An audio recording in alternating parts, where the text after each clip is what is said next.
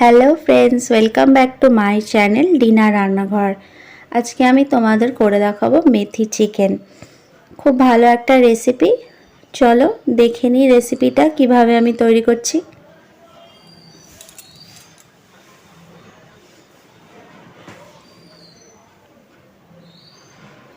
এখানে আমি 500 মেথির শাক নিয়ে নিয়েছি। সেটাকে ভালো করে ছাড়িয়ে নিয়ে ধুয়ে নিলাম। এইভাবে ডাঁটিগুলো ছাড়িয়ে নিয়ে ভালো করে পরিষ্কার করে ধুয়ে নিয়েছি। তারপরে এখানে চিকেন নিয়ে নিয়েছি 1 কিলো মতো। সেই চিকেনটাও আমি ভালো করে ধুয়ে নিয়েছি। তারপরে ম্যারিনেশনের জন্য আমি এখানে লবণ দিয়ে নিলাম, 1 চামচ মতো লবণ। তারপরে লঙ্কার গুঁড়ো 1 চামচ, জিরে গুঁড়ো 1 চামচ, ধনিয়া গুঁড়ো 1 চামচ,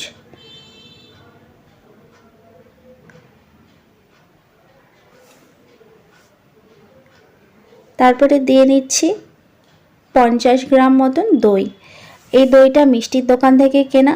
এই দইটা বেশি টক হয় না, তার জন্য কিন্তু এই দইটা আমি ইউজ করেছি।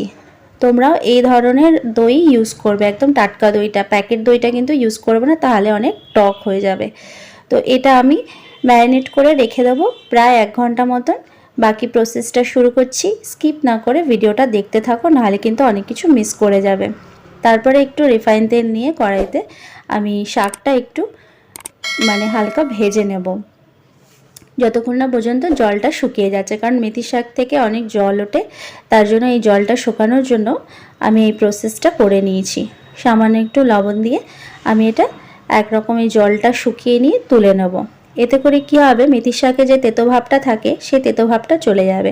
ডাইরেক্ট যদি তোমরা দিয়ে দাও তরকারিতে, তাহলে কিন্তু তরকারিটা একটু তেতো ভাব হয়ে যাবে। তাই আমি এই প্রসেসটা করে নিলাম, তোমরাও কিন্তু অবশ্যই করে নেবে।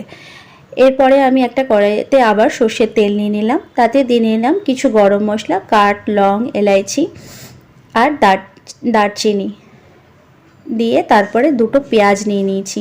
পেঁয়াজটাকেও কিন্তু আমি ভালো করে ফ্রাই করে নেব, এরকম একদম লালচে ব্রাউন কালার করে নেব। তারপরে যখন পেঁয়াজটা ভাজা হয়ে যাবে, তারপরে আমি দিয়ে দেবো এর মধ্যে 1 চামচ মতন আদা রসুনটা দিয়েও আমি ভালো করে ফ্রাই করে নেব, যাতে করে তার কাঁচা গন্ধটা চলে যায়। এভাবে ভালো করে ফ্রাই করে নিয়ে তারপরে আমি দিয়ে নেব টমেটো। তোমরা চাইলে টমেটোটাকে পেস্ট করেও দিতে পারো। আমি কিন্তু এখানে এমনি টমেটো কুচি করে দিয়ে দিয়েছি। তারপরে দিয়ে নিয়েছি কটা কাঁচা লঙ্কা। টমেটোটা যতক্ষণ পর্যন্ত না গলছে ততক্ষণ পর্যন্ত কিন্তু আমি এটা ভেজে নেব। এইভাবে টমেটোটা পুরো ভেজে নেওয়া হয়ে গেলে তারপরে কিন্তু আমি এর মধ্যেই হলুদ আর লঙ্কার গুঁড়ো, জিরের গুঁড়ো আর ধনে গুঁড়ো দিয়ে নেব অল্প অল্প করে, যেহেতু মাংসর মধ্যে সব কিছু মাখানো রয়েছে। এটা জাস্ট একটা কালার আনার জন্য ভালো, তার জন্য আমি এই মশলাগুলো অল্প অল্প করে দিয়ে নিয়ে জল দিয়ে ভালো করে কষিয়ে নেব। মশলাটা ভালো করে কষানো হয়ে গেলে তারপরে আমি এর মধ্যে দিয়ে নেব আমার ম্যারিনেট করা চিকেনটা দিয়ে ভালো করে কষাবো যতক্ষণ পর্যন্ত চিকেনটা গলে না যাচ্ছে। বন্ধুরা, তোমাদের যদি আমার রান্নাগুলো ভালো লাগে তাহলে অবশ্যই একটা লাইক, কমেন্টস, শেয়ার করে দিও তোমাদের বন্ধুদের সাথে দেখার জন্য। আর যারা আমার চ্যানেলে প্রথম আসছো, যারা প্রথম দেখছো, তারা অবশ্যই চ্যানেলটাকে সাবস্ক্রাইব করে পাশের বেল আইকনটা প্রেস করে আমার সাথে থেকো। আর যারা তোমরা আমার চ্যানেলটাকে সাবস্ক্রাইব করেছো তাদের অসংখ্য ধন্যবাদ জানাই। এভাবে আমি হালকা একটু জল দিয়ে নিলাম, যে মশলার জলটা ছিল সেই জলটা দিয়েই আমি এই মাংসটা কিন্তু কষিয়ে নেব। ভালো করে যখন কষানো হয়ে যাবে, দেখবো চিকেনগুলো একদম গলে গেছে খাওয়ার মতো, তখন কিন্তু আমি এই মেথির শাকটা এর ওপর দিয়ে দেবো। মেথির শাক দিয়ে প্রায় 10 মিনিট মতো আমি ফুটিয়ে নেব।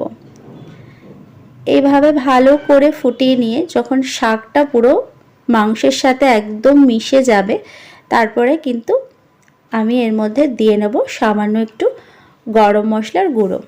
এটা ঠিক নামানোর আগে আগে আমি এই গরম মশলাটা দিয়ে নিলাম। তোমরা যে যেরকম গ্রেভি রাখতে চাও সেরকম গ্রেভি রাখতে পারো। আমার রান্নাটা কিন্তু একদম রেডি। এটা গরম ভাতের সাথে, রুটির সাথে, পরোটার সাথে, লুচির সাথে, যার সাথেই খাও না কেন খুব ভালো লাগবে। খুব ভালো হয়েছিল রেসিপিটা, তাই আমি তোমাদের সাথে শেয়ার করলাম। ভালো লাগলে কিন্তু অবশ্যই লাইক করতে ভুলো না। নেক্সট আসবো অন্য কোনো রান্না নিয়ে। Thanks for watching.